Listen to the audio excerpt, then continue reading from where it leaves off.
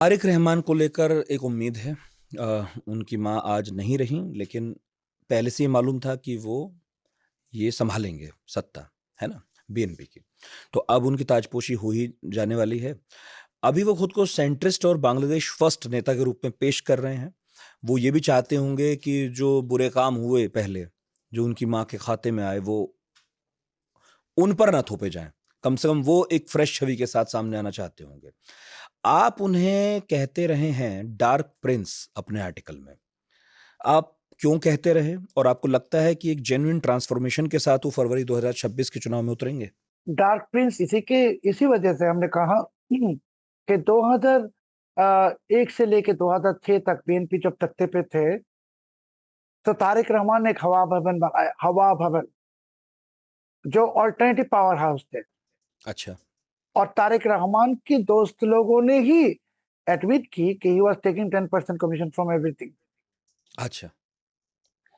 ना और इसके जब उनकी माँ पावर में थी, जी, जी, 2001 तो से वो हवा 2006। भवन नाम के एक इमारत से एक पैरेलल सत्ता चला रहे थे जी, और 10% लेते थे cut. Alternative power house, okay, alternative power house. ठीक है। तारिक रहमान ने शेख हसीना जी को हत्या करने की कोशिश की।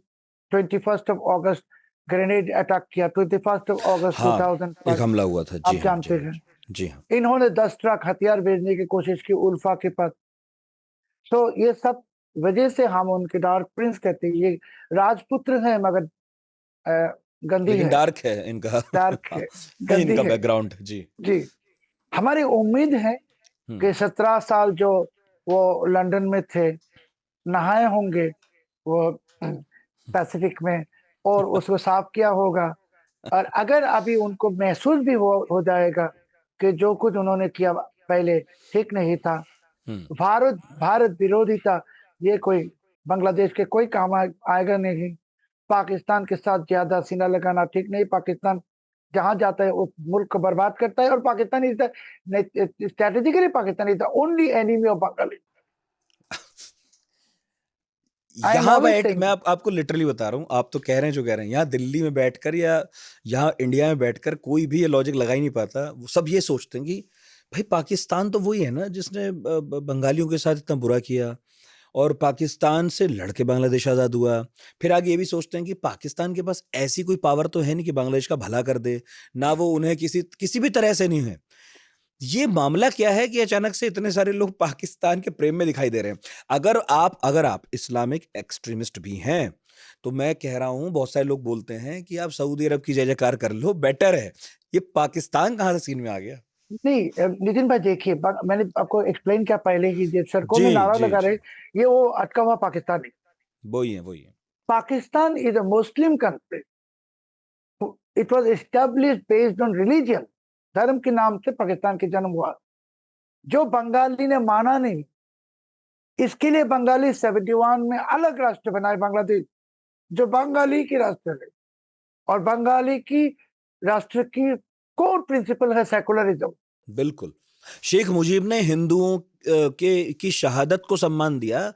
उन्होंने यहाँ तक कहा था कि आप लौट आइए, अगर आप हिंदुस्तान गए हैं, आपने बांग्लादेश बनने के संघर्ष में योगदान दिया, आइए बांग्लादेश को बनाइए। सेकेंडली, तारिक रहमान की बात में वापस जाना चाहता हूँ। तारिक रहमान भी समझते हैं हुँ, कि बांग्लादेश के मालिक बंगाली है। बिल्कुल। बांग्लादेश के मालिक अटका हुआ पाकिस्तानी भी नहीं है, या पाकिस्तान के यहाँ जो कठपुतलियां हैं या गोद के कुत्ते हैं, कोई भी नहीं है। तो तारिक रहमान को अगर पॉलिटिक्स में आगे जाना है, हुँ, आज उनकी माँ की मृत्यु हो गई, घोषणा हुआ है, तो उनको भी समझना पड़ेगा, रियलाइजेशन, कि वो जिस कारण अभी हम उधर, मैं उनको डार्क प्रिंस कहता हूँ, हुँ, वो सब चीज नहा के आए होंगे पैसिफिक से। अच्छा हुँ, हुँ। होगा। हसीना जी को भी महसूस देना पड़ेगा कि इन्होंने 15 साल जो कुछ किया ठीक नहीं किया, ये डेमोक्रेसी के लिए ठीक नहीं है।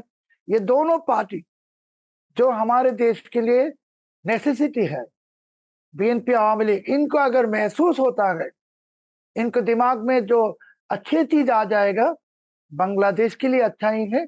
और बांग्लादेश को कभी ये इस्लामी या जिहादी या कट्टरपंथी ये तो राज नहीं कर सकेगा। और बंगाली ऐसे ही फेड अप हो गई नितिन भाई। जैसे कि आप जानते हैं, संगीत को बंद कर देते हैं, हम्म। गाने के प्रोग्राम बंद कर रहे, बंगाली को ये सब बिल्कुल पसंद नहीं।